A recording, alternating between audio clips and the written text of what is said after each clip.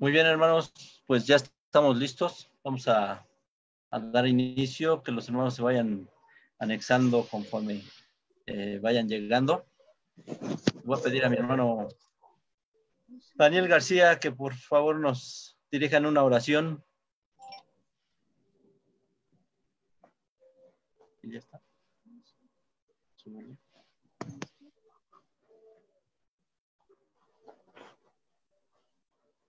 A ver. No lo escuchamos.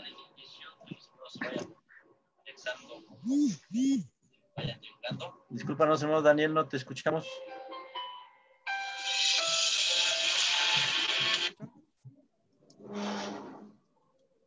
¿Me escucha? Bueno. ¿Me escucha? Muy bajito. Ahí. Ya. Vamos a orar, hermanos. ¿Ah? Bendito Padre Celestial, No. una vez más nos acercamos a tu divina presencia, agradecidos por la oportunidad de podernos ver por este medio, de podernos acercar una vez más a tu presencia, a aprender, a seguir perseverando en tu palabra, esperando que este estudio sea de bendición para cada uno de tus hijos y que todas las dudas que tengamos se disipen, porque sabemos que falsos cristos iban a venir. Y precisamente pensando en eso, tu iglesia, la iglesia de Dios, sigue perseverando. Es pues nuestra misión, es pues nuestro deseo seguir aprendiendo más acerca de ti. Te pedimos bendición especial para cada uno de tus hijos, los cuales se encuentran en esta transmisión, Padre, y por todas las transmisiones por las cuales también podemos seguir. Te damos gracias por esta hermosa oportunidad. En el nombre de tu Hijo amado Cristo Jesús, Señor nuestro. Amén. Amén. Muy bien, hermanos, les agradecemos mucho su asistencia, su participación a la segunda parte de este tema que la Iglesia de Dios ha permitido que se pueda llevar a cabo. Les vamos a pedir que durante la exposición pues tengan sus micrófonos cerrados y si tienen alguna duda, algún comentario, los pueden hacer al final de la exposición de nuestro hermano Rubén García. Vamos a pedir a nuestro hermano Rubén, si ya está listo, no lo veo. Sí, ya lo vi. Preparado. Sí, nuestro hermano nos inicia con su exposición, nuestro hermano Rubén García. Sí, hermanos, paz a vosotros. Los saludo en nombre de nuestro con palabras deseando la paz que esté en sus hogares y que esté en todas sus congregaciones. Y también damos la bienvenida a nuestros hermanos que nos acompañan desde otras congregaciones o también a las personas que están viendo este tema. A todos ustedes los saludo en nombre de Cristo. Paz a vosotros. Y hermanos, en estos momentos vamos a continuar con el tema que estábamos llevando a cabo desde la semana pasada, hablando acerca del rapto. Nosotros somos la Iglesia de Dios, Yom Ishvi, séptimo día. Somos el ministerio en el Templo Monte Sión en Nezahualcóyotl, Estado de México. En estos momentos, pues, vamos a comenzar con el tema del rapto. El rapto como tal tuvo su origen, esto va a ser un resumen de lo que vimos la semana anterior. Es que el origen del rapto es que comenzó en el siglo XVI por jesuitas católicos, José Rivera y el cardenal Benjamin y Alcázar, quienes comenzaron a enseñar la creencia del rapto secreto. Esto ustedes lo van a encontrar en la Enciclopedia de la Literatura Ecológica y Eclesiástica por McClinton y Strong. Más adelante, esta doctrina pasó al protestantismo a través de Samuel Maitland, quien en el año 1825, en Inglaterra, él aceptó la creencia del rapto. Este Samuel Maitland era arzobispo y bibliotecario de Canterbury.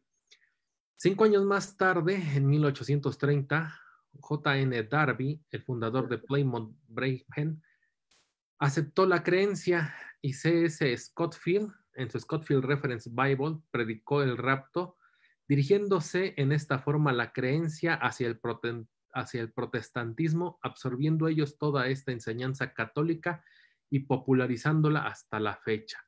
Es decir, que el rapto es una creencia que tuvo su origen en el catolicismo y pasó al protestantismo en el siglo XIX.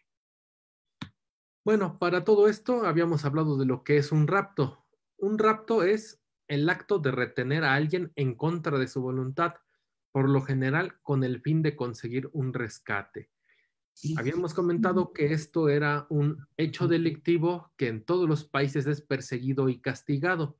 Entonces, las religiones, cuando están predicando de que Cristo va a ejecutar un rapto, entonces le están acusando de que cometerá este delito. ¿En qué consiste esta creencia? Pues los diferentes grupos religiosos toman como fundamento Mateo 24 del 37 al 51, diciendo que Cristo volverá como un ladrón y en ese momento raptará a sus elegidos mientras ocurre la gran tribulación en la tierra. Una vez terminada la tribulación, que algunas religiones dicen que será de 3.5 años, Cristo volverá con todos los elegidos. Esto es en 1 Tesalonicenses 4, 16 al 17. Bueno, la semana anterior ya hablamos acerca de la interpretación de Mateo 24 y explicamos que esos pasajes no están haciendo referencia a un acto delictivo que fuera a cometer nuestro Señor Jesucristo, sino que estaban hablando de la destrucción del templo y de muchas advertencias que se han venido cumpliendo desde la predicación de los apóstoles hasta nuestros días y que ciertamente nos da diferentes señales acerca de la venida de Cristo, mas no nos está presentando el hecho como tal. Esto ya lo analizamos la semana pasada. Ahora esta semana vamos a continuar con la segunda parte, que es analizar Primera de Tesalonicenses 4, 16 al 17, que dice de esta forma: porque el mismo Señor, con aclamación, con voz de arcángel y con trompeta de Dios, descenderá del cielo y los muertos en Cristo resucitarán primero. Verso 17. Luego nosotros, los que vivimos, los que quedamos, juntamente con ellos seremos arrebatados en las nubes a recibir al Señor en el aire, y así estaremos siempre con el Señor. Bueno, cuando las religiones toman estos dos versos en específico, se imaginan que se está refiriendo a un acto específico en el cual los creyentes recibirán a Cristo en las nubes literales, es decir, en el cielo arriba, y que habrán llegado ahí por medio de un arrebatamiento o de un rapto, en el momento en el que ocurriera una trompeta, un sonido de una trompeta literal. Bueno, todo esto lo toman leyendo los versos que acabamos de leer, y esta creencia es tan importante para las religiones y está tan arraigada en diferentes grupos que incluso si ustedes tienen su Biblia en su mano en este momento, si por favor de leer también los versos que acabo de leer, se darán cuenta que en realidad dicen de una manera distinta, de una forma un poco diferente. Les voy a poner algunos ejemplos de esto. Bueno, antes de eso, debemos de recordar que las religiones toman estas ideas o se preocupan mucho acerca de ese tema debido a la forma en la que Pedro presenta la venida de nuestro Señor Jesucristo en 2 de Pedro 3:10, que dice: mas el día del Señor vendrá como ladrón en la noche, en el cual los cielos pasarán con gran estruendo, y los elementos ardiendo serán deshechos, y la tierra y las obras que en ella están serán quemadas. Estas palabras mucho temor en muchas religiones, en muchas personas que al leer los diferentes pasajes de la Biblia hacen una relación entre el pensamiento de que Cristo vendrá como ladrón en la noche y al tomarlo por ejemplo, de lo que leímos en Mateo y al tomar lo que viene en Tesalonicenses, se imaginan que ocurrirá pues una gran destrucción, pero que al mismo tiempo los elegidos de Cristo serán robados hacia las nubes, hacia el cielo. Y esta interpretación está tan arraigada en las iglesias que algunas de ellas pues han, por así que puesto su mano sobre la misma Biblia. Les voy a poner los ejemplos. Esta es Primera de Tesalonicenses capítulo 17, que va a ser el primer verso que vamos a analizar. Esto es la traducción en la lengua actual. Esta es lo que dice en esa versión de la Biblia. Dice, en esa traducción, dice, después Dios nos llevará a nosotros, los que estemos vivos en ese momento, y nos reunirá en las nubes con los demás. Allí, todos juntos, nos encontraremos con el Señor Jesús y nos quedaremos con Él para siempre. Si ustedes se dan cuenta, esta lectura es muy diferente a la que hice yo hace unos instantes de Primera Tesalonicenses 4:17. Y en esta explica, completa y fundamenta todo lo que es la explicación que les he estado platicando acerca de que Dios nos llevará a nosotros, los que quedemos vivos en ese momento, y nos reunirá en las nubes con los demás. Esto es lo que dice esta traducción. Otra traducción, que sería Reina Valera, la contemporánea, dice, luego nosotros, los que aún vivamos y hayamos quedado, seremos arrebatados juntamente con ellos en las nubes para recibir en el aire al Señor, y así estaremos con el Señor siempre. Esta, si nos damos cuenta, esta es una versión que nos lo presenta de una forma distinta a lo que leímos en el verso anterior. Y ahora, como recordarán, la semana pasada les comentábamos que nosotros utilizábamos la versión de la traducción de Reina Valera de 1909, también llamada Antigua Versión. ¿Por qué? Porque la consideramos una versión más apegada a los originales. Se les voy a dar lectura. Luego, nosotros, los que vivimos, los que quedamos juntamente con ellos, seremos arrebatados en las nubes a recibir al Señor en el aire, y así estaremos siempre con el Señor. Entonces, cuando leemos las diferentes versiones de este verso, las diferentes traducciones, nos preguntamos, bueno, ¿a cuál le debemos hacer caso? ¿A las nuevas versiones que están saliendo actualmente o a alguna otra versión en cual podríamos confiar? Bueno, podemos ver esto a través de el original griego. Para esto, aquí les tengo el verso 17 de Tesalonicenses, de 1 Tesalonicenses 4, en el original griego, en su pronunciación, y abajo la traducción de manera literal. Dice, en griego diría, esta es la primera parte, está dividido en 4 partes este verso para que lo podamos leer. Dice, epeita eimes hoi sontes hoi perileiponemoi, pomenoi, que dice, a continuación, nosotros, los viviendo, los siendo dejado alrededor, amasun autois arpagesometa, al mismo tiempo, juntos con ellos, seremos arrebatados violentamente.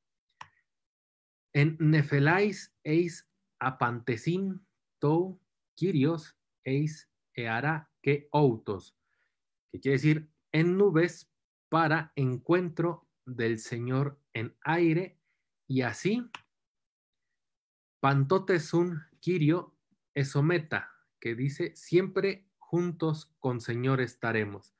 Entonces, si nos ponemos a comparar las diferentes versiones, nos daremos cuenta que la más apegada a la traducción literal o a lo que dicen en el original griego no es la versión más nueva que nos habla o que nos haría entender o interpretar de la forma en la que lo hacen todas las religiones. No dice las palabras de que nos llevarán nosotros los que estemos vivos en ese momento y nos reunirá en las nubes. No dice reunirnos en las nubes con los demás, ni que nos encontraremos allí con el Señor, sino que en realidad lo que está diciendo es lo que dice la versión de 1909, que nosotros los que vivemos, los que quedamos, juntamente con ellos seremos arrebatados en el original dice nubes, a recibir al Señor en aire, y así estaremos siempre con el Señor. Entonces, con estos versos debemos de entender, les marqué algunas letras en rojo, que son las que usan las religiones para fundamentar sus creencias. En este caso, la primera es arpagesometa, que arpagesometa quiere decir arrebatados violentamente, es lo que corresponde en el verso, y la siguiente, que en las nubes para apantesin, o el encuentro, se las voy a poner aquí en más grandes, que aquí las religiones interpretan estas palabras para justificar que entonces Cristo tomará a sus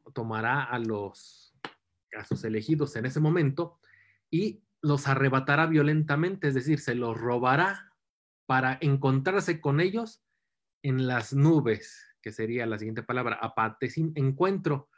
Aquí las religiones dicen que el encuentro será en el cielo, que será ahí en las nubes, porque tienen que salir a recibirle, y una forma en la que, como serán arrebatados, será de una forma en la que dejarán de hacer todo lo que estén haciendo y en ese momento, quieran o no, irán al encuentro de Cristo en las nubes. Eso es lo que dicen las religiones. Mas, sin embargo, la Iglesia de Dios Yoimisbi interpreta de una manera muy diferente lo que dice este verso. Para poder comprender a qué hace referencia las diferentes partes de ese verso, vamos a comenzar leyendo lo que dicen Números, capítulo 9, de los versos 15 al 22, que dice así: y el día que el tabernáculo fue levantado, la nube cubrió el tabernáculo sobre la tienda del testimonio, y a la tarde había sobre el tabernáculo como una apariencia de fuego hasta la mañana. Así era continuamente y de noche la apariencia de fuego. Verso 17. Y según que se alzaba la nube del tabernáculo, los hijos de Israel se partían, y en el lugar donde la nube paraba, allí alojaban los hijos de Israel. Al mandato de Jehová, los hijos de Israel se partían, y al mandato de Jehová asentaban el campo. Todos los días que la nube estaba sobre el tabernáculo, ellos estaban quedos. Y cuando la nube se detenía sobre el tabernáculo muchos días, entonces los hijos de Israel guardaban la ordenanza de Jehová y no partían. Y cuando sucedía que la nube estaba sobre el tabernáculo pocos días, al dicho de Jehová alojaban, y al dicho de Jehová partían.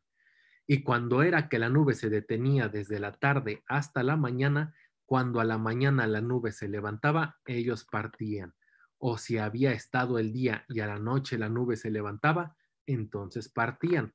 O si 2 días o un mes o un año, mientras la nube se detenía sobre el tabernáculo quedándose sobre él, los hijos de Israel se estaban acampados y no movían, mas cuando ella se alzaba, ellos movían. Aquí estamos viendo una función especial que tenían las nubes. Esto es en el contexto de cuando estaba el pueblo de Israel en el desierto y ya habían fabricado el tabernáculo.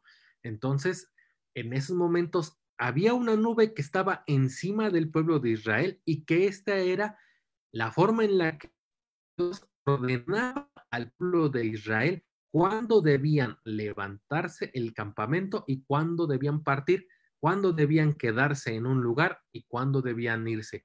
Y aquí la misma lectura nos dice que esto podía ocurrir 1, 2 días, un mes o un año. Es decir, podía ocurrir en cualquier ocasión o la nube estaba ahí. Lo importante de esto es que esta nube era para dar órdenes. Adicionalmente, estas nubes no causaban lluvia. No se nos hace referencia a que estas nubes fueran en realidad las que estuvieran causando algún fenómeno de lluvia como las nubes que nosotros conocemos ahora, sino que tenían el uso de darle las instrucciones al pueblo de Israel. Y una característica muy importante de estas nubes es que podían quedar al nivel de la tierra. Cuando el tabernáculo fue construido, la misma historia de la Biblia nos presenta que la nube hinchó el tabernáculo y que los sacerdotes no podían entrar al tabernáculo debido a la presencia de la nube. Es decir, que la nube tenía que estar a la altura en la que se encontraba el tabernáculo en el desierto, es decir, ras de tierra. Para continuar interpretando las nubes, que es la primera parte que vamos a analizar de Tesalonicenses 4:17, vamos a continuar leyendo Deuteronomio 33:2, que dice: y dijo, Jehová vino de Sinaí y de Seir les esclareció, resplandeció del monte de Pará y vino con 10,000 santos a su diestra la ley de fuego para ellos. Aquí Moisés está recordando el momento en el que el pueblo de Israel recibió la ley, cuando, el momento en el que la escucharon de boca de Dios, y diciendo que en ese momento, la misma escena nos lo explica, estaba el monte henchido de nubes y se oían truenos. Y aquí nos está haciendo una explicación muy importante que dice que cuando ocurrió ese acto, en ese momento había 10,000 santos. Aquí no está haciendo referencia al pueblo de Israel, sino que está haciendo referencia a los que acompañaron el acto de que nuestro Dios pronunció los 10 mandamientos al pueblo de Israel. 1,000 santos por cada mandamiento es lo que podemos interpretar. Y estos santos, pues serían los ángeles que atestiguaron este acto.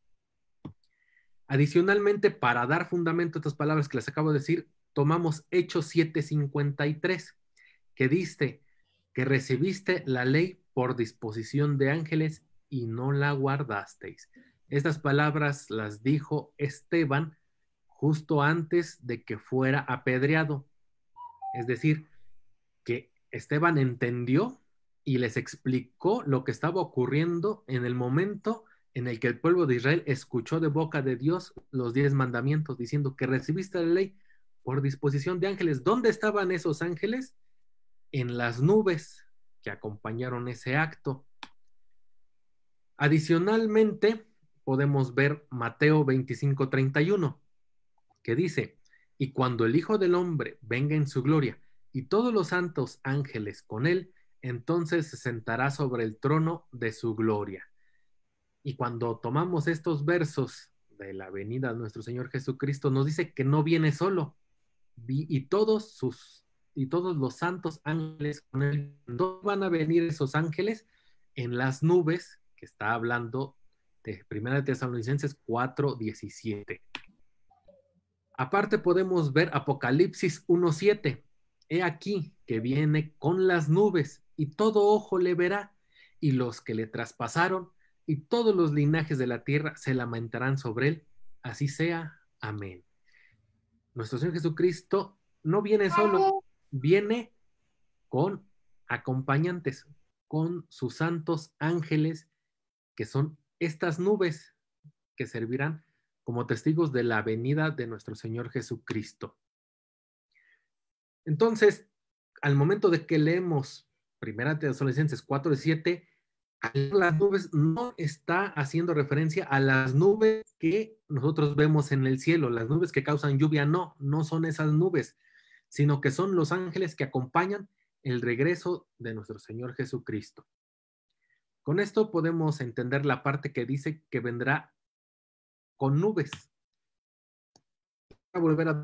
Luego nosotros, los que vivimos, los que quedemos juntamente con ellos, seremos arrebatados en las nubes a recibir al Señor en el aire, y así estaremos por siempre con Él. Para seguir comprendiendo las palabras que vienen en este verso, por ejemplo, que seremos arrebatados y en el aire, debemos de regresarnos al verso 16, que dice, porque el mismo Señor con aclamación, con voz de arcángel y con trompeta de Dios, descenderá del cielo, y los muertos en Cristo resucitarán primero. Y aquí ya nos regresa la idea que dice, luego nosotros los que vivamos, los que quedemos juntamente con ellos, seremos arrebatados en las nubes. Aquí ya explicamos lo que son las nubes, entonces debemos de entender a qué más está haciendo referencia este pasaje, y aquí debemos de entender la parte del verso 16 que dice, y los muertos en Cristo resucitarán primero. ¿Dónde están los muertos en Cristo? Pues lo primero que tenemos que responder es que si están muertos, están en el sepulcro. En el sepulcro no hay aire. Es decir, están 3 metros bajo tierra. Es la costumbre que tenemos para enterrar a una persona. Incluso en los tiempos actuales, cuando no hay espacio en un cementerio, se ponen en gavetas, pero estas gavetas se cierran, se sellan, es decir, se evita que entre aire a esos lugares, y por ende, pues tampoco se puede entender que hay aire en esos lugares. Entonces, cuando vemos que se está hablando de los muertos en Cristo, que están en el sepulcro, ¿de dónde serían arrebatados? Tienen que ser arrebatados de las garras de la muerte. Es decir, que serán sacados del sepulcro, de la muerte. No serán arrebatados a irse a las nubes que están en el cielo, sino que serán sacados de la muerte para recibir a Cristo en el aire. ¿Y por qué les digo en el aire? Porque aquí es donde tenemos que entender cómo será la venida de nuestro Señor Jesucristo, que en Apocalipsis 24 dice: y vi tronos y se sentaron sobre ellos y les fue dado juicio, y vi las almas de los degollados por el testimonio de Jesús y por la palabra de Dios, y que no habían adorado la bestia ni a su imagen, y que no recibieron la señal en sus frentes ni en sus manos, y vivieron y reinaron con Cristo 1000 años. Aquí nos está hablando de la venida de nuestro Señor Jesucristo, diciendo que a su venida empezaría el reino de 1000 años. Y este reino será en la tierra, porque está diciendo que Cristo vendrá. ¿Cómo sabemos que el reino de Cristo será en la tierra? Lo podemos ver en Apocalipsis 5:10, que dice: y nos has hecho para nuestro Dios reyes y sacerdotes, y reinaremos en las nubes. No, ¿verdad? Nos dice: y reinaremos sobre la tierra. Es decir, que el reino de Cristo será en la tierra. También podemos tomar las palabras que vienen en Zacarías, capítulo 14, verso 9. Y Jehová será rey sobre toda la tierra. En aquel día Jehová será uno y uno su nombre. Es decir, que no podemos interpretar, como lo hacen muchas religiones, hablando acerca de que habrá un reino en las nubes o en el cielo. No, sino que el reino será en la tierra. Si nosotros quisiéramos interpretar como lo hacen las religiones, pues debemos de pensar que están presentando un escenario que es fantasioso. ¿Por qué? Porque el acto en el que ellos hablan acerca de la venida del Señor Jesucristo lo ponen de una manera en la que las personas van a estar haciendo vida, por ejemplo, manejando un carro, platicando con su familia, dando una clase, estando en un avión, y que en ese momento serán raptados y desaparecerán de donde quiera que se encuentren y se irán a las nubes o al cielo, mientras que en la tierra comienza la gran tribulación, que esto lo hacen pensando como lo habla Mateo, cosa que ya analizamos la semana anterior, que pues que ya entendimos que no se hace referencia acerca de una tribulación que es al final, sino que de la tribulación que iba a haber en Israel con la destrucción del templo. Y entonces no debemos de pensar de esta manera fantasiosa, porque nuestro Señor Jesucristo no cometerá un robo, y que tampoco debemos de entender de manera literal la palabra arrebatamiento, ya que la palabra de nuestro Dios maneja el arrebatamiento de diferentes formas, diciendo en Jeremías 8:21: quebrantado estoy por el quebrantamiento de la hija de mi pueblo, entenebrecido estoy, espanto me ha arrebatado. Es decir, que el arrebatamiento no solamente es tomar algo por la fuerza y llevárselo, como si usted tuviera algo en las manos, llega y se lo arrebata con violencia.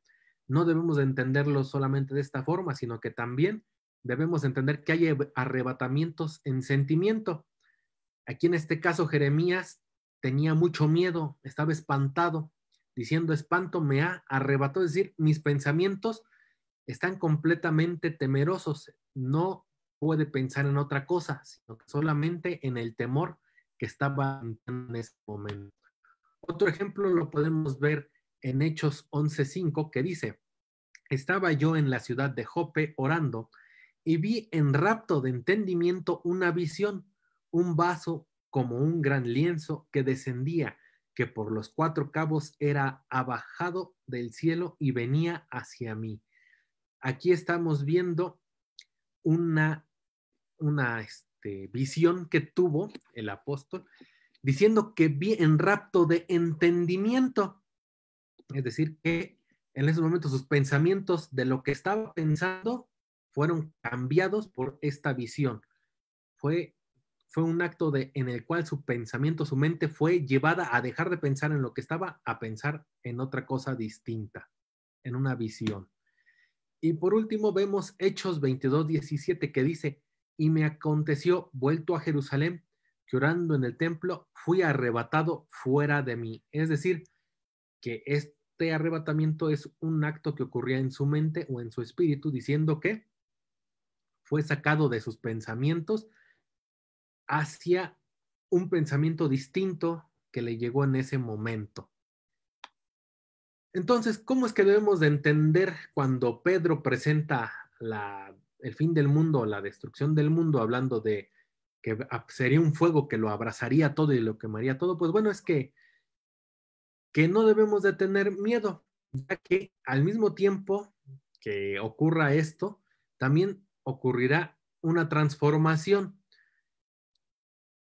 y que esa transformación será algo parecido a lo que ocurrió con Daniel, el profeta Daniel, cuando estuvo en el horno de fuego, en la historia de Nabucodonosor, que se encuentra en Daniel 3, 24, 27, que dice, entonces el rey Nabucodonosor se espantó y levantóse apriesa y habló y dijo a los de su consejo, ¿no echaron 3 varones atados dentro del fuego?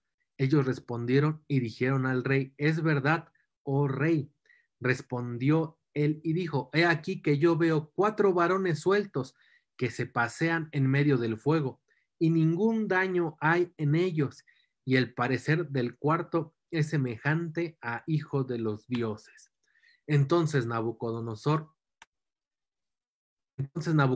se acercó a la puerta del horno de fuego ardiendo y habló y dijo, Sadrach, Mesach y Abed-nego, siervos del alto Dios, salid y venid. Entonces Sadrach, Mesach y Abed-nego salieron de en medio del fuego, y juntáronse los grandes, los gobernadores, los capitanes y los del consejo del rey, para mirar estos varones cómo el fuego no se enseñoreó de sus cuerpos, ni cabello de sus cabezas fue quemado, ni sus ropas se mudaron, ni olor de fuego había pasado por ellos. Entonces, aquí vemos un hecho por demás conocido por diferentes religiones, en los cuales el profeta Daniel y sus compañeros, entrando en el horno de fuego, no fueron tocados por ese fuego.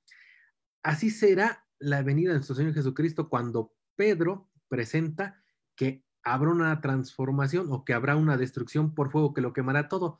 Todas las religiones oyen eso y tienen miedo. Mas, sin embargo, podemos entender lo que nos presenta Primera de Corintios 15, 54 y 55, que dice, y cuando esto corruptible fuere vestido de incorrupción y esto mortal fuere vestido de inmortalidad, entonces se efectuará la palabra que está escrita, sórbida es la muerte con victoria. ¿Dónde está, oh muerte, tu aguijón? ¿Dónde, oh sepulcro, tu victoria? Es decir, que nosotros no debemos de tener miedo de la venida de nuestro Señor Jesucristo, ni pensar que ocurrirá una gran destrucción, como muchas religiones lo presentan, ya que la venida de nuestro Señor Jesucristo ocurrirá al mismo tiempo que esta transformación, es decir, que aunque Pedro presenta un fuego destructor, no pasará nada a los que en ese momento sean transformados, debido a que se cumplirán estas palabras, ¿dónde está muerte tu aguijón y dónde tu sepulcro y tu victoria? Entonces, la venida de nuestro Señor Jesucristo será acompañada por ángeles en una transformación, y los muertos en Cristo serán arrebatados de la muerte y le recibiremos y le recibirán en el aire, a ras de tierra. Las religiones interpretan que ese encuentro será en las nubes, pero no es así. El encuentro tiene que ser en la tierra, porque en la tierra será el reino de nuestro Señor Jesucristo. Y hermanos, pues esta es la interpretación que la Iglesia de Dios Yom Mishbi da a todo el tema del rapto, que es muy diferente a lo que hacen varias religiones, y que todo esto lo presentamos en el folleto del rapto que nuestro hermano ministro Edmundo Arteaga nos compartió ya desde hace varios años, y que nos ayuda a interpretar mejor todos estos pensamientos y a no tener miedo de la venida de nuestro Señor Jesucristo como muchas religiones lo tienen. Si ustedes tienen más dudas o comentarios de este respecto, pues pueden solicitar este folleto y nuestros hermanos del ministerio se los haremos llegar con gusto. Y si ustedes tienen alguna duda, pues es el momento en el que pueden hacérnosla llegar y estamos ahora sí que listos para escucharlos.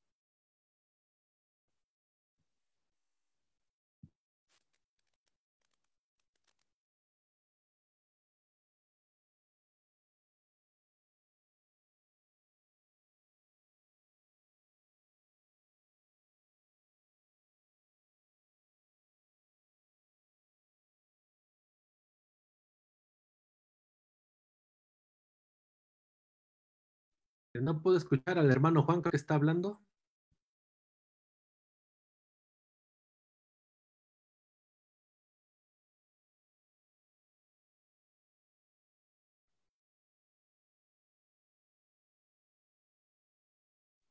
No se escucha, Sí, no se escucha, hermano Juan Arteaga.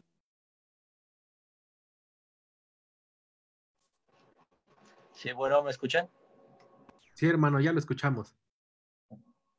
Una disculpa, teníamos aquí un problema con el micrófono. Hermano Rubén, muchas gracias por su exposición. Y bueno, si nuestros hermanos tienen alguna duda, algún comentario al respecto, este es un tema que poco se habla en la Iglesia de Dios y que también por la misma causa que se habla poco, es muy, no se comprende en su totalidad y hay muchas dudas al respecto. Nosotros que conocemos el tema, bueno, pues creemos que el hermano fue claro, pero ese es nuestro punto de vista. Necesitaríamos saber el de ustedes. Hermanos, adelante, los micrófonos están abiertos. Si tienen alguna duda.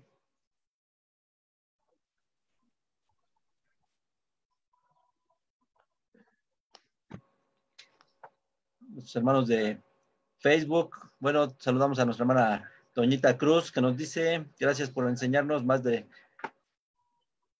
por enseñarnos más. Nuestra hermana Elizabeth Reyes nos dice que estuvo claro, no tiene ninguna duda. Nuestra hermana Socorro Chavarría, por lo consiguiente, nuestro hermano José Luis Torres, también quisiéramos saber su comentario. Nuestro hermano Ezequiel Turcios dice, excelente mensaje, pero pues parece que les quedó bastante claros, hermanos.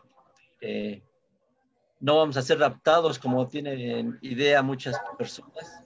De hecho, tienen miedo al momento en el que anuncia el apóstol Pablo en la carta a los Filipenses, la segunda venida del Señor Jesucristo, pues piensan que va a ser una desaparición instantánea de las personas.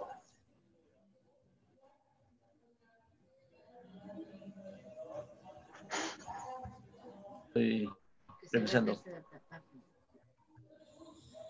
No, hermanos, preguntan si va a haber tercera parte. No tenemos tercera parte, a menos de que usted tuviera alguna duda que no pudiéramos responder en este momento. A lo mejor haríamos una tercera parte.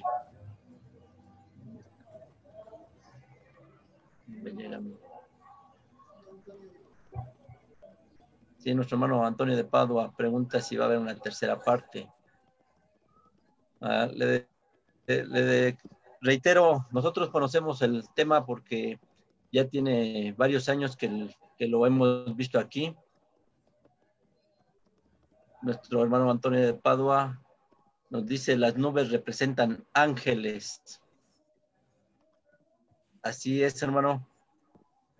Nuestro hermano Rubén lo explicó en su exposición y nos dio algunos ejemplos, como el momento de la entrega de los 10 mandamientos, que hubo 10,000 ángeles en ese momento y todos estaban en una nube, aunque luego el hermano Antonio de Padua me pone un signo de interrogación. Creo que era Creo que era pregunta.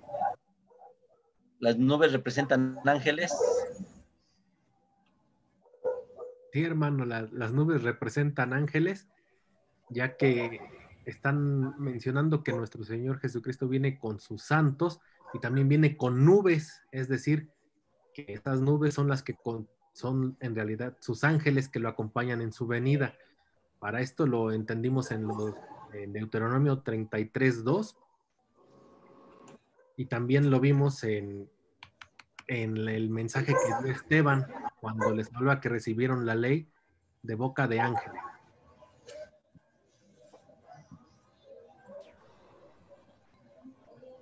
Muy bien, esperamos que se le haya respondido a nuestro hermano Antonio de Padua. Tenemos una pregunta aquí por el chat de Zoom. ¿En qué momento será el juicio para los que recibirán al Señor en las nubes?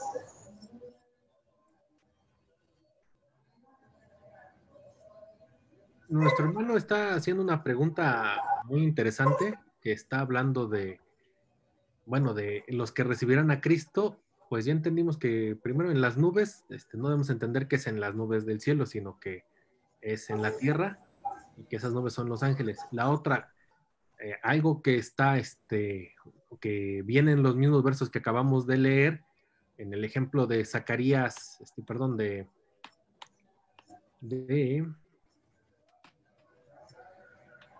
se los acabamos de leer denme un segundo, aquí lo tengo. Está un poco lento mi sistema. Que dice en Zacarías en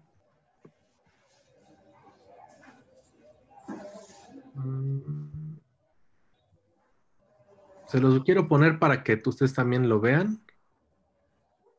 Entonces, para que no quede duda de esta respuesta.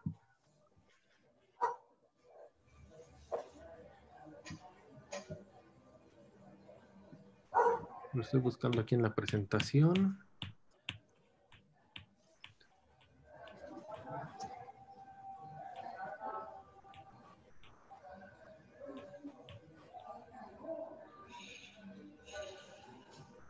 Lo tengo aquí. Denme un segundito que lo estoy sacando de estos. Aquí está. Es en... No, perdón, todavía no. Aquí lo tenía hace unos instantes. Ustedes disculpen, creo que sin querer lo moví de mi presentación.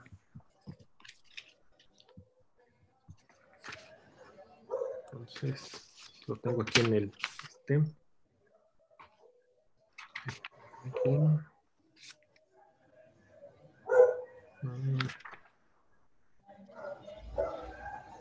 Ahí.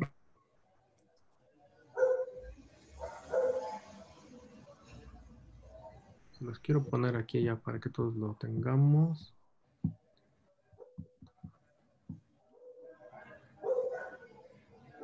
Ah, sí, aquí está. Les voy a poner la presentación para que lo volvamos a ver. Es en 1 Corintios 15, 54, 55. Voy a compartir pantalla. 1 Corintios 15, 54, 55 dice: y cuando esto corruptible fuere vestido de incorrupción, esto mortal fuere vestido de inmortalidad, entonces se efectuará la palabra que está escrita: no olvides la muerte con victoria. ¿Dónde está, oh muerte, tu aguijón? ¿Dónde, oh sepulcro, tu victoria? Aquí es en donde se nos presenta que cuando nuestro Señor Jesucristo venga y los muertos en Cristo se levanten, ahí está el señalamiento de que de que la muerte ya no tendrá efecto en ellos. Muchos piensan que está poniendo que en este caso se está haciendo referencia a que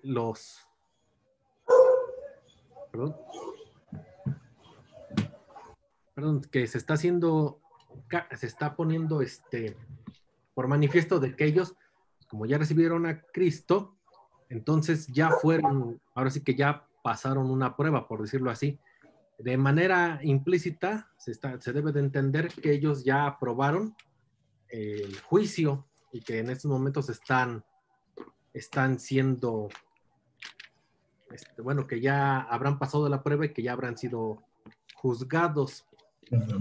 Voy rápidamente a buscar otro pasaje, deme un segundo.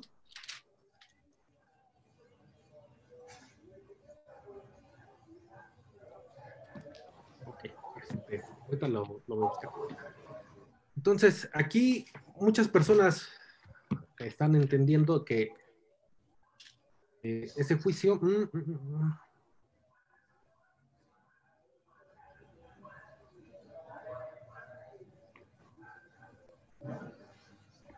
Cuando vemos Apocalipsis capítulo 20, verso 6, nos dice las siguientes palabras: bienaventurado el santo y el que tiene parte en la primera resurrección. La segunda muerte no tiene potestad en estos. Antes serán sacerdotes de Dios y de Cristo y reinarán con él 1000 años.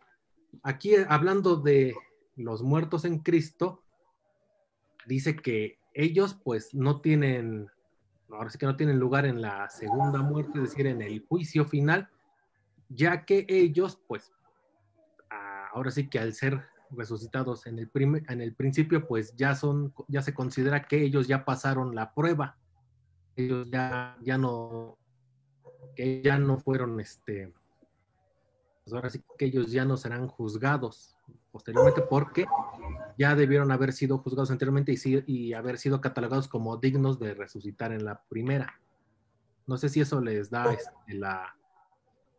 si eso sea, si eso les deja satisfecho como respuesta, hermanos.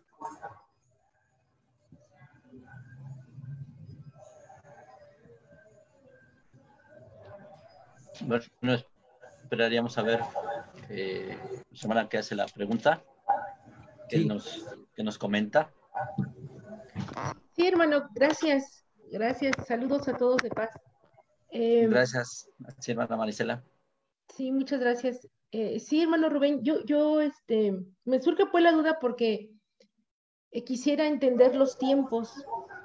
Dice la escritura que está escrito pues que todos los hombres mueran una vez y después el juicio. Entonces, precisamente con los textos que usted nos da, sí nos hace suponer, como dice usted, voy a usar la palabra que usted utiliza implícitamente de que ellos ya fueron juzgados. Pero justamente la duda a mí todavía me persiste en cuanto al momento, ¿no?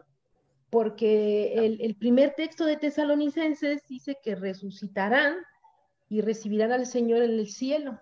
Entonces, ¿en qué momento es el juicio, no? Y ahorita con el tema, con el verso de Apocalipsis, se robustece la duda, ¿no? Porque efectivamente dicen que ellos ya han resucitado en la primera resurrección y no tiene potestad la segunda, pero tienen que comparecer a juicio. Todos tenemos que comparecer a juicio, ¿no? Entonces es una duda ahí interesante que a mí me surge. Y ese sería mi comentario, nada más. Muchas gracias. Sí, gracias, hermana Marisela. No sé si nuestro hermano Rubén tenga algo más que agregar.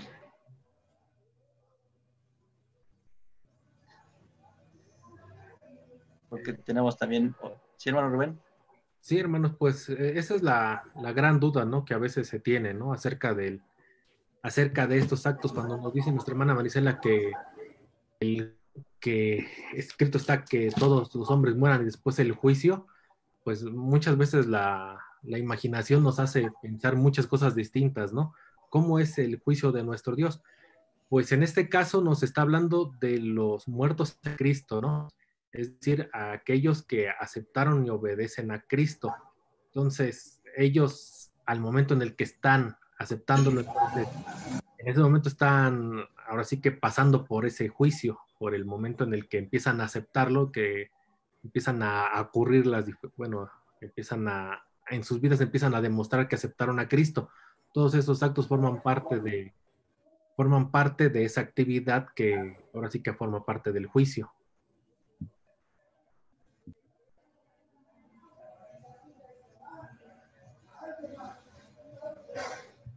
Muy bien, hermano Rubén.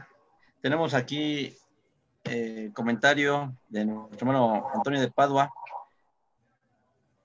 Él dice, hay versos que usan los adventistas para defender el rapto, donde dice que uno será tomado y otro dejado. Nos muestra Hechos 1:9 también. Me gustaría que se aclararan esos versos, dice nuestro hermano Antonio de Padua. Como ejemplo también pone Lucas 17:32. También se puede interpretar lo que escribe Pablo en 2 Corintios 12:2, que fue arrebatado de su mente o pensamiento. Yo creo que nos vamos una por una. Entonces vamos a comenzar con lo que nos dice, la primera que nos dijo, ¿cuál fue?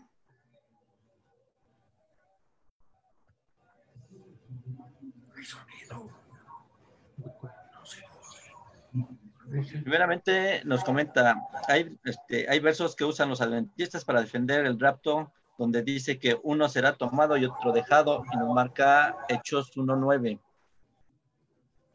Ok, muchas gracias, hermano Juan. Pues lo primero es que, por ejemplo, lo que nos dice nuestro hermano, lo vimos en Mateo capítulo 24, la semana pasada, cuando las diferentes religiones leen Mateo 24, de los versos 40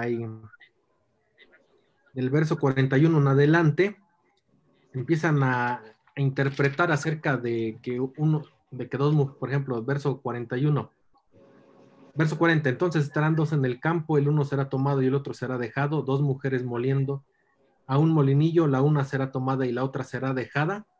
Aquí, como vimos la semana pasada, Mateo 24 nos está hablando de la destrucción del templo y de diferentes advertencias acerca de la venida de nuestro Señor Jesucristo. Si ustedes siguen leyendo los siguientes versos, verso 42 dice, velad pues porque no sabéis a qué hora ha de venir vuestro Señor.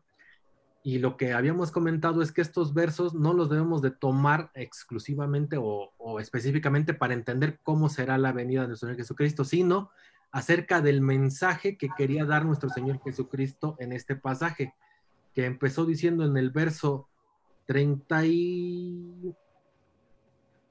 del 33 en adelante, así también vosotros cuando veréis todas estas cosas, sabed que está cercano a las puertas. De cierto os digo que no pasará esta generación de todas estas cosas no acontezcan. Aquí está hablando de la destrucción del templo, que explicamos que fue en el año 70.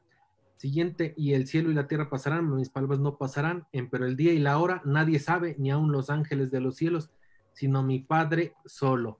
Aquí está hablando de cuándo será su venida. Habíamos comentado que será en un momento en el que no sabemos cuándo será, en el que no sabemos qué día ocurrirá y que no podemos decir ahora sí que con descripción de la fecha exacta, ni que llegará con una advertencia clara, sino que nos da diferentes advertencias.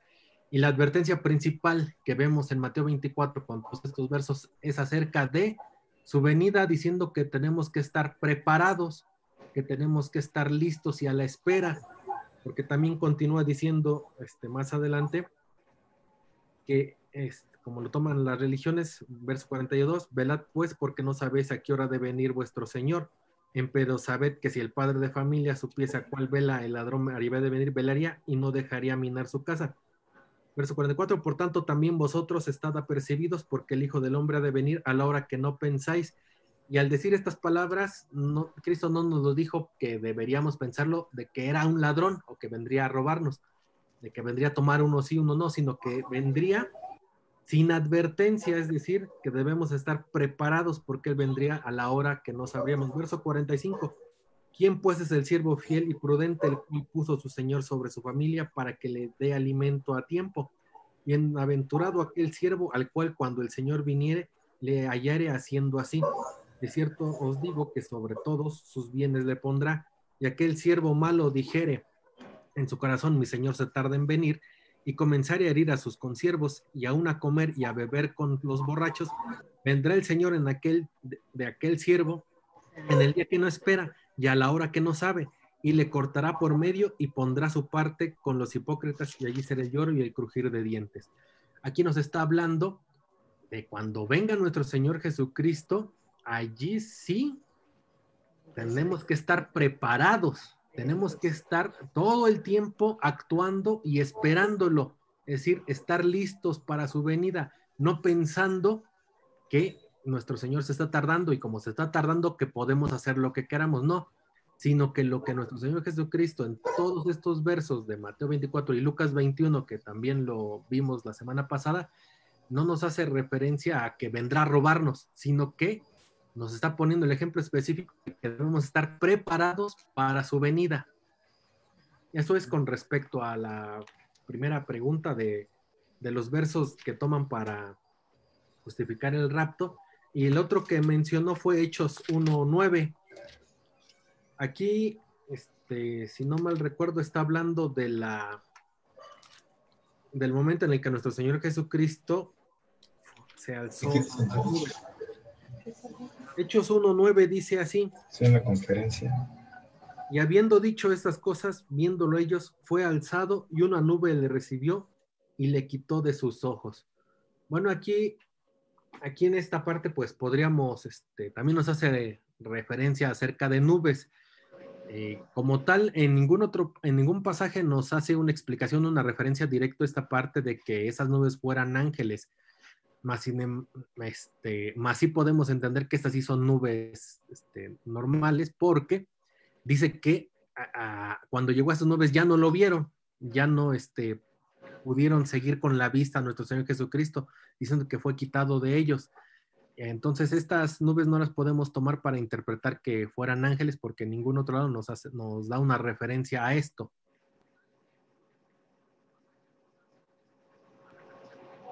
Y bueno, no sé si hay otra pregunta, Juan. Creo que con estas estoy contestando lo que mencionó acerca de Hechos 1:9. Y Lucas 17:32.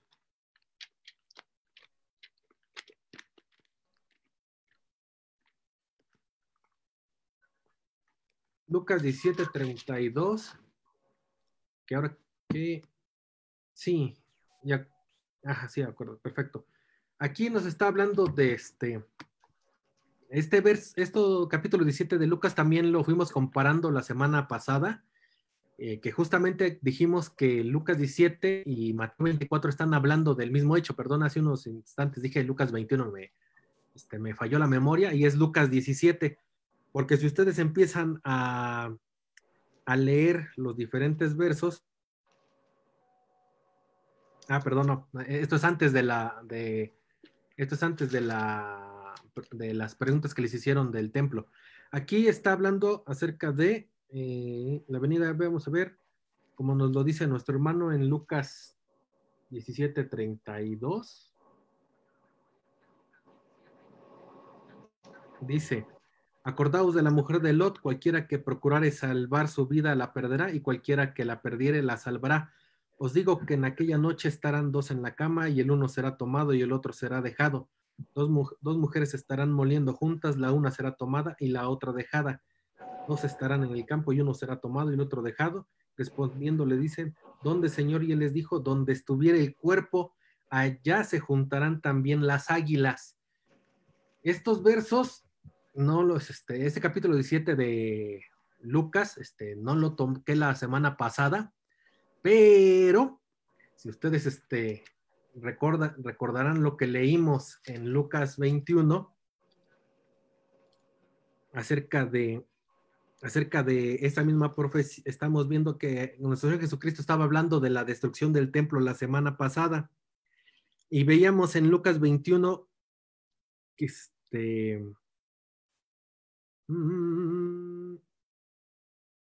en el verso 20, que nos estaba hablando: y cuando viereis a Jerusalén cercada de ejércitos, sabed entonces que su destrucción ha llegado.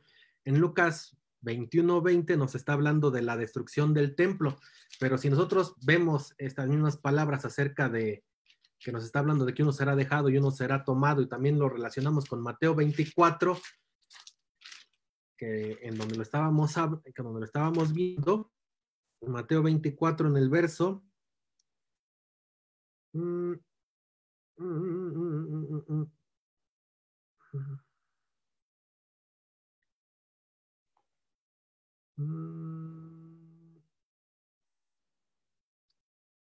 Estábamos viendo en el verso 15, a ver, cerca de la abominación del asolamiento.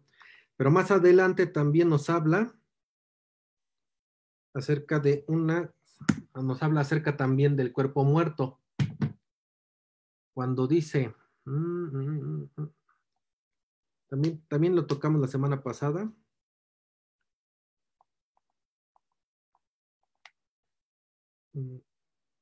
Así, el verso 28, lo tocamos en Mateo 24, verso 28, la semana pasada, que dice, porque donde quiera que estuviera el cuerpo muerto, allí se juntarán las águilas. Entonces podemos relacionar tanto Lucas 17 como Lucas 21 con estos hechos acerca de la destrucción del templo. Y aquí, en los versos anteriores que estaba leyendo en Lucas 17, que nos habla acerca de la mujer de Lot y de la destrucción que habría de venir, entonces debemos de entenderla que también está relacionada con la destrucción del templo y que no está relacionada con el fin del mundo, sino con la destrucción del templo. Si me permite el hermano un segundo. Sí, hermano. Lo que el hermano dijo ahorita al final era lo ideal, era lo que teníamos que oír desde que inició su explicación. Lucas 17:32 no lo podemos mezclar con con los otros versos. Y lo que el Señor está haciendo con su pueblo, con el pueblo que está comprando con su sangre, los convertidos, los que le siguen, es avisándoles que cuando vean a Jerusalén rodeada de ejércitos y que viene la destrucción de Jerusalén, que ellos huyan, que ellos se vayan, que no vean hacia atrás. Por eso les dijo, el que esté en el terrado, de ahí parta, no baje a buscar nada, no descienda a tomar sus alhajas, le dice. Si está en el campo, no vuelva atrás. Ahí está la palabra clave del verso, no vuelva atrás. ¿Qué pasó con la mujer de Lot? Volvió atrás y se quedó convertida en estatua de sal. Lucas 17:32 se está refiriendo a la destrucción de Jerusalén. Y si no querían ellos también quedar destruidos como la esposa de Lot, no tenían que mirar atrás, no tenían que bajar a su casa, no tenían que regresar a sus casas. El testimonio de la historia es que prácticamente ni un hermano de la iglesia pereció en la destrucción de Jerusalén. ¿Por qué? Porque todos siguieron el consejo de su maestro, que les dijo, no vuelvan atrás. Y acuérdense de la mujer de Lot.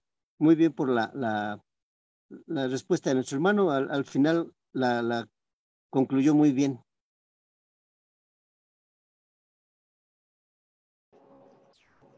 Sí, hermano, y nada más para recordar como lo vimos la semana pasada, también disculpen, se apagó mi video. También tenemos los versos de Deuteronomio que ya vimos acerca de, no es. Ahí si lo están viendo, Deuteronomio 28:26, que dice, y será tu cuerpo muerto por comida toda ave del cielo y bestia de la tierra, y no habrá quien las espante. Aquí aquí la profecía estaba hablando de los castigos que tendría Israel, y el verso 49 del mismo Deuteronomio 28 dice, Jehová traerá sobre ti gente de lejos del cabo de la tierra, que vuele como águila, gente cuya lengua no entiendas. Esto lo tratamos la semana pasada, y cuando nos hablan los pasajes del cuerpo muerto, debemos entender que es Israel, y las águilas son los ejércitos que rodean a Jerusalén. Entonces, como ya nos lo explicó nuestro hermano Rubén Arteaga, pues debemos de entender que estos pasajes que hablan del cuerpo muerto, en realidad no hablan de la venida de Cristo, sino de la destrucción de Jerusalén.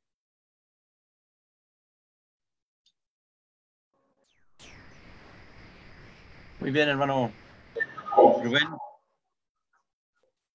No sé si alguien va a hablar. Gracias, hermano. Nuestro hermano Antonio de Padua da las gracias. Gracias por la explicación y pasa a vos. A vos paz, hermano Antonio. Tenemos paz. otra pregunta de nuestro hermano Pedro Magarín. Dice, paz a vos, hermanos. Pregunta también se puede interpretar lo que escribe Pablo en 2 Corintios 12:2, que fue arrebatado de su mente o pensamiento.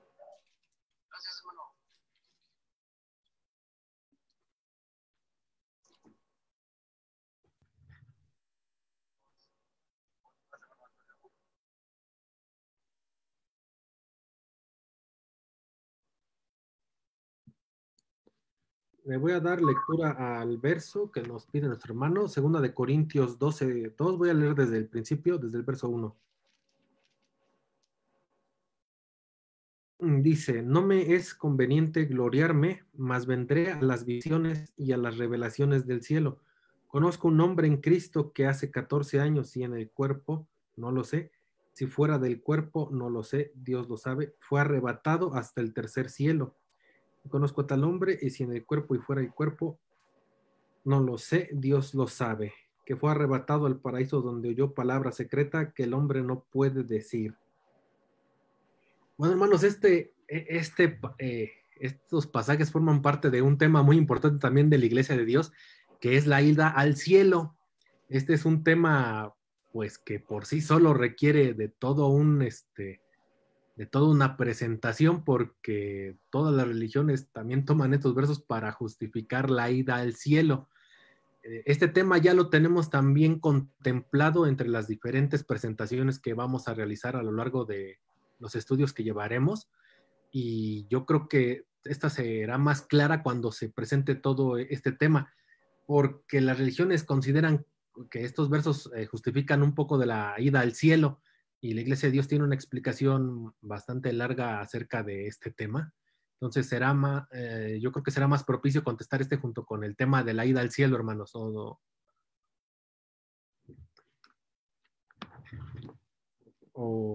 Ahora sí que no es por querer dejarlos en suspenso, nada más es para completar que este tema necesita más explicación, este verso.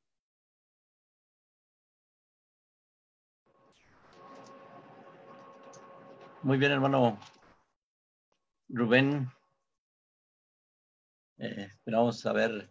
Este tema de el cielo, lugar codiciado, lo tenemos contemplado, hermanos. Todavía no tenemos fecha para su análisis, pero sí está contemplado dentro de una serie de temas que hemos programado para realizar a cabo a través de esta plataforma de Zoom junto con Facebook, y les daríamos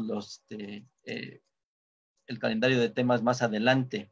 Ahorita el que tenemos programado es el de la ley, de sigue vigente la ley de Dios, es el tema que tenemos programado, pero sí veríamos también el tema del cielo, lugar codiciado por Satanás, para que ustedes estén al pendiente y precisamente ahondar en esta cuestión sobre lo que nos pregunta nuestro hermano Pedro Magarín.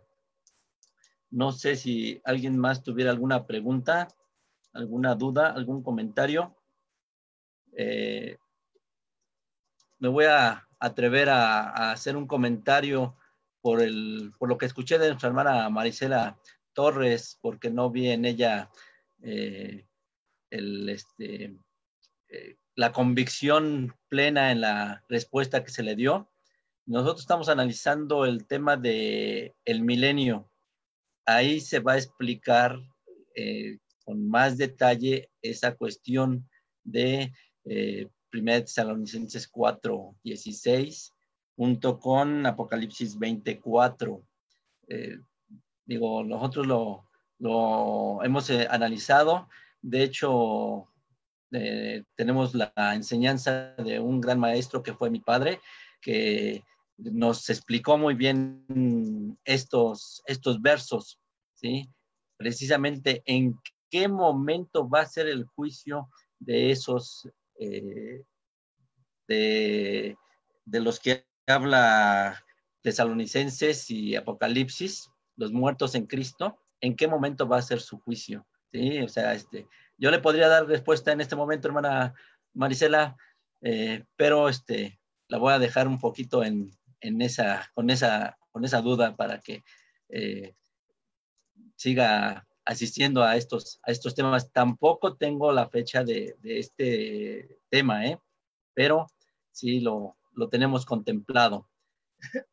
Hermanos, agradecemos su compañía, su visita por esta plataforma. Son las 8:22. De hecho, nosotros estamos siempre tomando 1 hora aproximadamente nada más de estudio. Casi es lo que llevamos por lo que nos retrasamos. Hermano Juan, un comentario. Sí, hermano, ¿quién habla? Hermano Manuel Valdés. Sí. Adelante, hermano. Respecto a la pregunta del hermano Magarín, la misma Biblia le contesta claramente en el verso número 1. Ahí dice que Pablo tuvo una revelación. Lo está diciendo claramente, hermano, el verso 1. Dice, ciertamente no me conviene gloriarme, pero vendré a las visiones, ¿sí? Y a las revelaciones. Ahí Pablo está claramente diciendo que él tuvo una revelación, así como los apóstoles tuvieron esa revelación cuando el Señor Jesucristo se los llevó allá al monte y vieron la aparición de Elías y de Moisés. Así también aquí Pablo está diciendo eso, hermano. No es que haya tenido un arrebatamiento del espíritu o su psique o su mente, más bien haya tenido ese arrebatamiento, sino más bien aquí está explicando Pablo que tuvo esa visión, así como lo tuvieron los apóstoles, así como la tuvo Juan allá en la isla de Patmos también. ¿Sí? Están teniendo visiones. Nada más, hermano.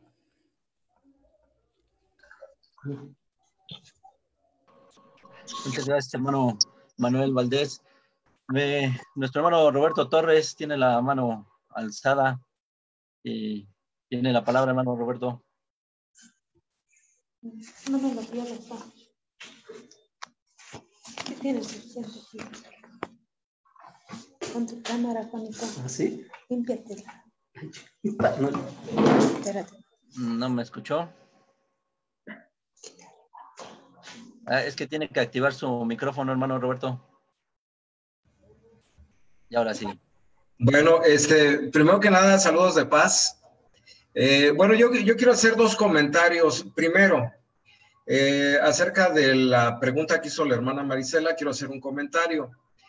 Quiero hacer un comentario haciendo una pregunta. ¿Por qué unos resucitan en la primera resurrección y por qué otros en la segunda? Ahí está de manera implícita un juicio. De manera implícita, no explícita, pero de manera implícita, allí está un juicio. La pregunta es, ¿por qué unos sí resucitan y por qué otros no? Es un juicio de manera, repito, no explícito, pero de manera implícita, ¿sí? Piensen en eso. Y lo otro que quería comentar es en relación a uno será tomado y el otro será dejado. En Ezequiel capítulo 14 nos dice que van a llegar muchas calamidades a Jerusalén, que van a llegar muchas calamidades a Jerusalén, y Dios dice, si estuvieran en medio de ella Noé, Daniel y Job, vivo yo, dice Jehová, el Señor no libraría a hijo ni a hija, ellos por su justicia librarían solamente sus propias vidas. O sea, aquí lo importante no es quién va a ser tomado y quién va a ser dejado, sino lo importante es que el que sea justo va a ser librado y el que no, pues ni modo, va a perder su vida. La salvación es personal. O sea, la salvación es personal. Entonces, cuando dice que uno va a ser tomado y el otro va a ser dejado, se refiere, si nos vamos a la profecía de Ezequiel, se refiere a la justicia. ¿sí? A la justicia. Y Dios es bien claro y dice que si cuando llegue la calamidad a Jerusalén, si estuviere, pone el ejemplo, si estuviera Noé, Daniel y Job, ellos librarían sus vidas, pero no sus hijos. Entonces, unos van a ser librados y otros no. A eso se refiere.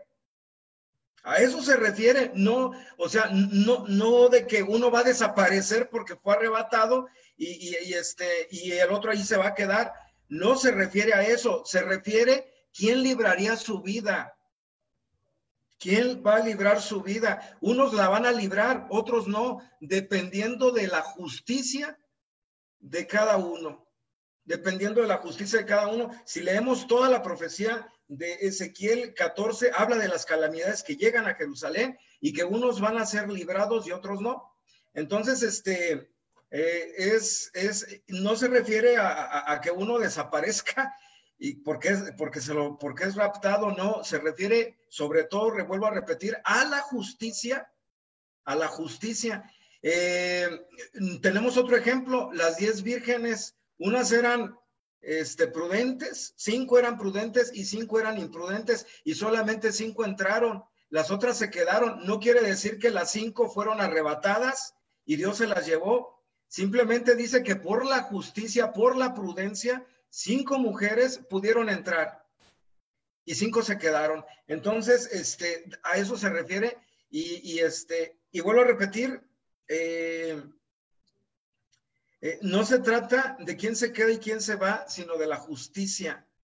Que la salvación es personal y yo como papá no voy a poder salvar a mis hijos, ni mis hijos me van a poder salvar a mí. Unos van a poder entrar, otros no van a poder entrar, ¿sí? De acuerdo a la profecía de Ezequiel. Entonces, hasta ahí mi comentario. Y vuelvo a repetir con relación a lo otro, el hecho de que unos resuciten en la primera resurrección y otros resuciten ya de manera implícita, ahí está el juicio.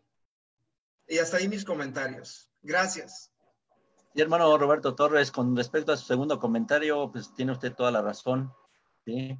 Y con respecto al primero, que ahí hay un juicio implícito, o sea, completamente de acuerdo.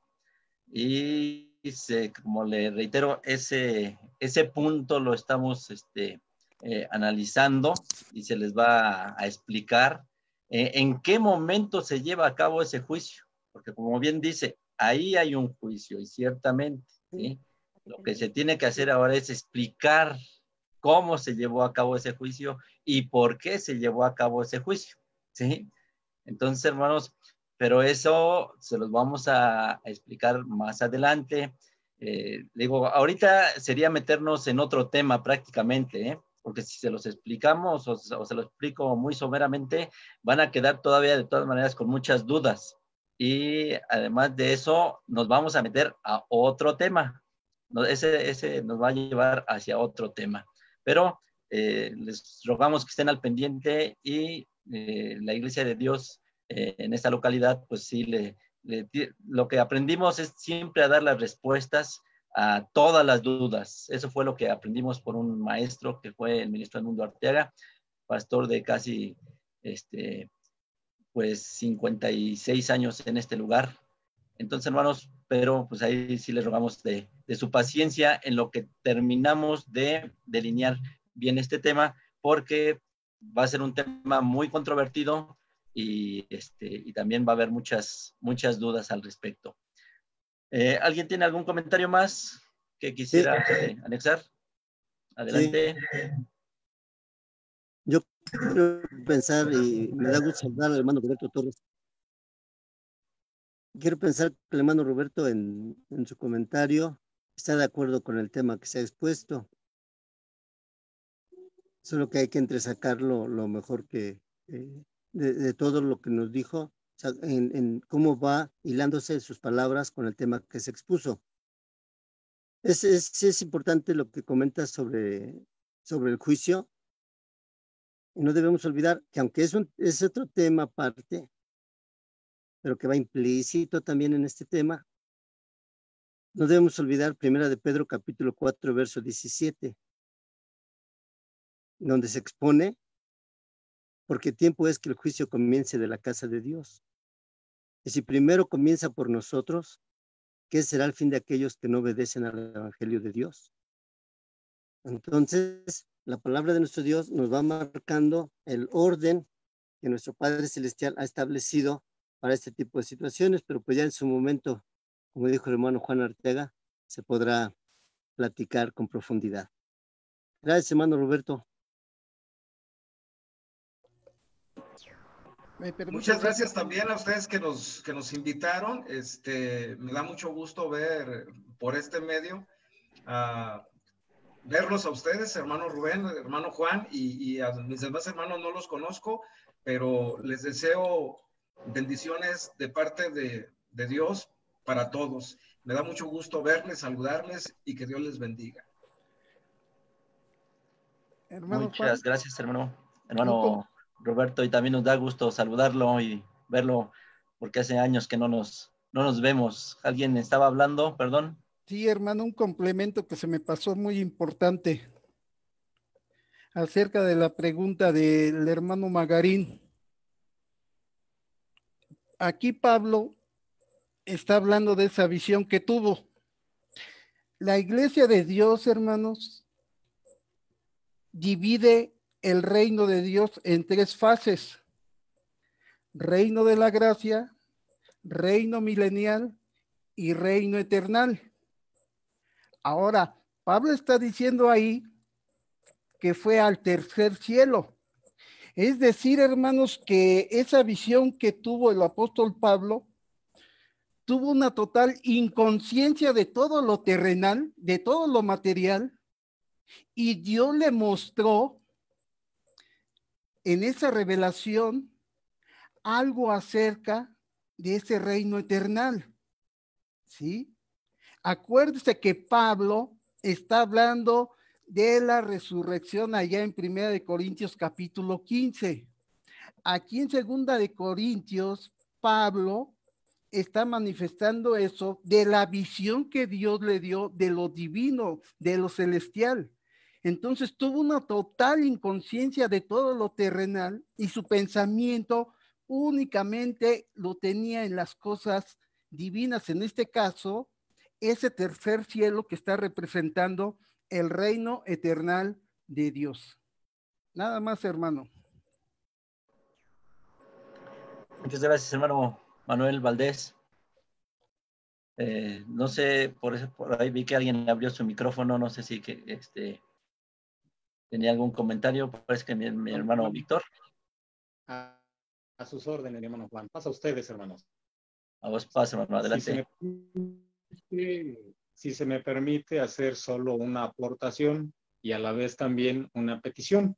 La aportación referente a lo que se está mencionando solo va, quiero citar el texto de San Juan, capítulo 5, en donde refiere precisamente la palabra siguiente. Dice, no os maravilléis de esto, porque vendrá hora cuando todos los que están en los sepulcros oirán su voz. Y bueno, dije, solo es una aportación, me reservo comentarios.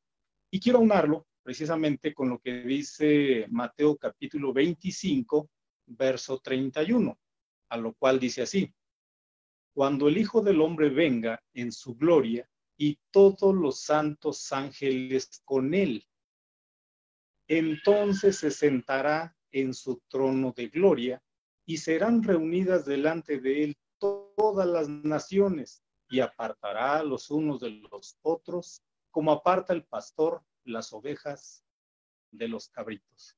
Bien, dije solo una aportación, textos muy propios para el tema que se está tratando, que me parece de mucho interés. Y bien, dije solamente es una aportación. La otra parte, hermano, se menciona de un folleto que al parecer ustedes ya disfrutan. Su servidor no lo tiene. Me encantaría tenerlo. Ya ustedes me dirán cómo adquirirlo. Esa es mi aportación, hermano. Gracias.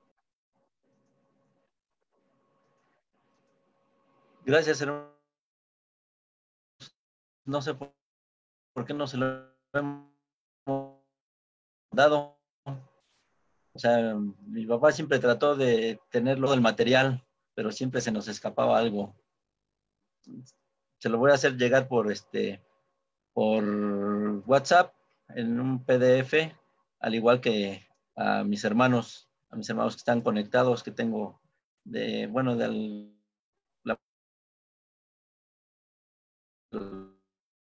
voy a hacer llegar también más detalle de todo esto. Muchas gracias, hermano Víctor.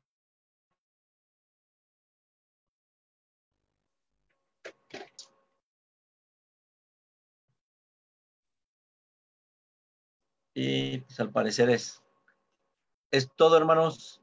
Pues nos vamos a retirar. Agradecemos su paciencia, el estar aquí en esta plática con este tema tan interesante.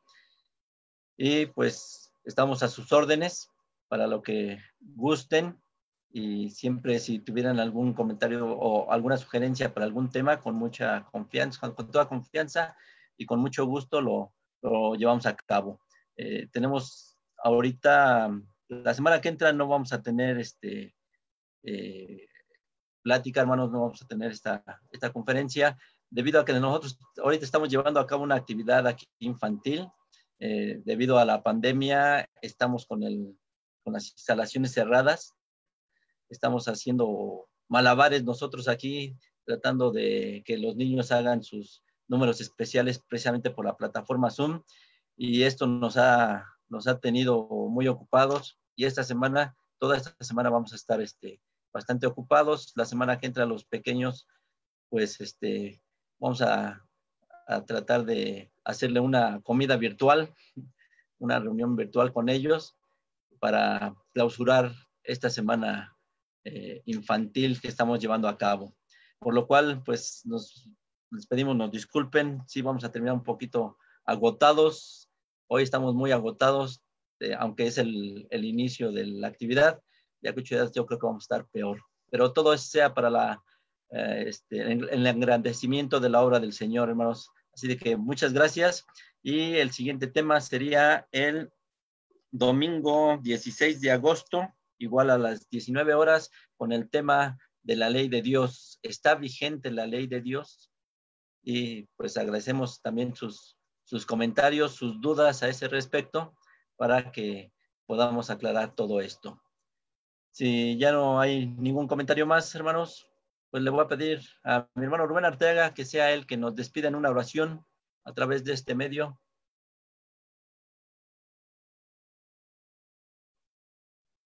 Bien, hermanos, los invito a orar. Padre bendito, te damos gracias porque nos das la oportunidad de escudriñar tu palabra. Nos permites ver a nuestros hermanos por medios sorprendentes, y estamos agradecidos contigo por esa oportunidad que nos brindas. Ponemos en tus manos lo que se ha tratado, esperando que llegue a la mente y al corazón de cada uno y lo podamos entender, para que tu palabra sea el alimento espiritual que requiere nuestra vida en Cristo. Despídenos en paz con tu bendición y permítenos volver a estar juntos, así como lo has permitido hasta ahora, así por estas especiales circunstancias que vivimos, que nos han permitido, Padre eterno, acercarnos más, a pesar de que se nos pida que nos separemos más. Gracias por todo, Padre. En tu mano está siempre nuestra petición, por todos los que te necesitan, y en especial por aquellos que se han enfermado de este mal tan grave.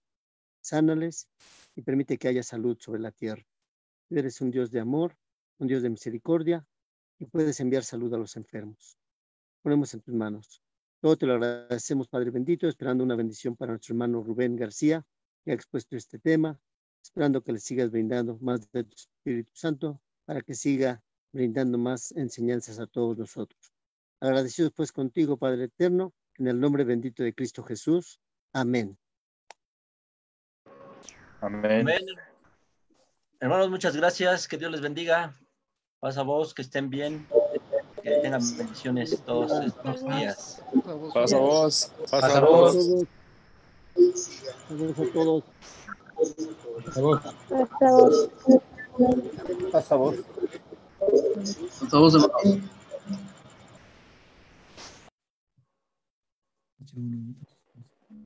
Okay.